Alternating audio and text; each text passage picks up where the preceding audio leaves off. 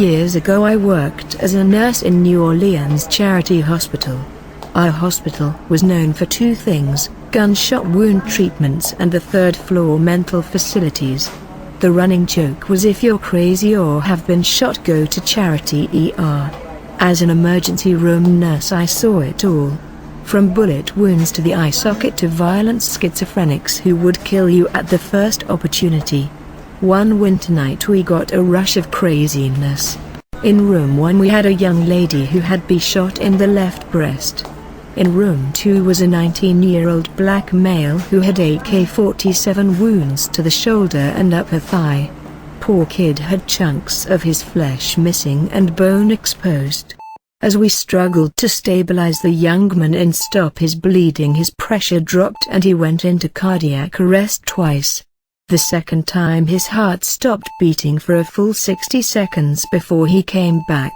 After what seemed like many hours and 15 bags of blood, he was finally stabilized. I cleaned up and tended to the rest of the patients. Later, while making my rounds and checking his vitals, he opened his eyes and just stared at me with a strange look, almost like he knew me. He tried to speak but his voice was weak due to the endotracheal tube we use multiple times on him. As I left the room I felt like he wanted to tell me something, but I just brushed it off. An hour later things had calmed down and were quiet in the ER. We were drinking coffee when the nurse button was pressed in his room. I sent one of my staff to go peek in on him and they said all was well. 10 minutes later the button was pressed again and I went to check in on him. This time I grabbed his chart at the door because I wanted to know his name. As I walked into the room he looked at me intensely with a level of compassion in his eyes. He whispered softly, "Don't take the elevator." Confused I looked at him. This young man looked at me as if I was his child and he was afraid for me. I said, "Sure Mr. Taylor, I won't take any elevators." He closed his eyes and that was the last I heard of him that night. I worked 12-hour shifts, so by 6 a.m. it was time for me to be heading home.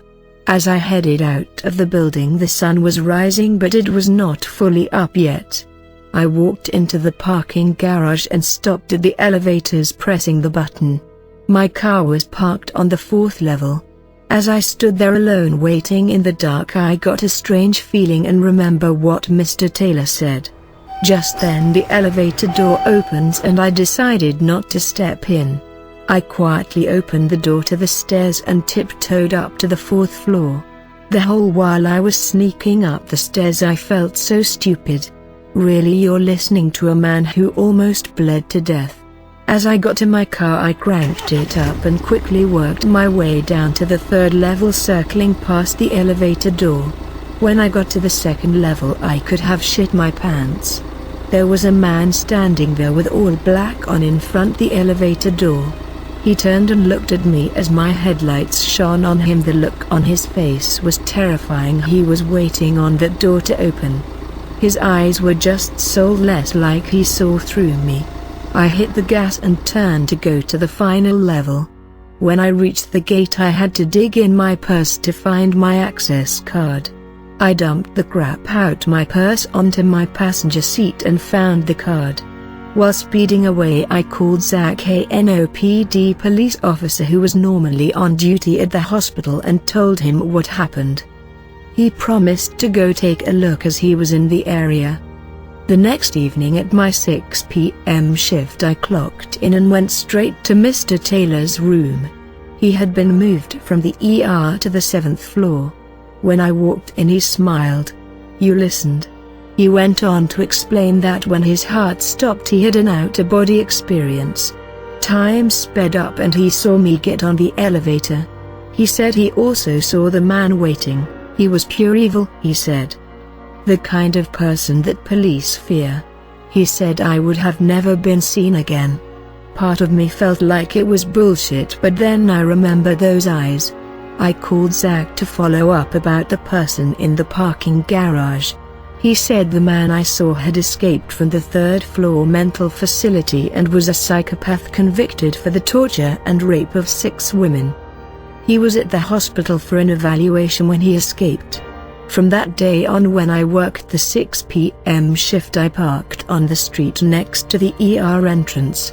That way I could always been seen by security.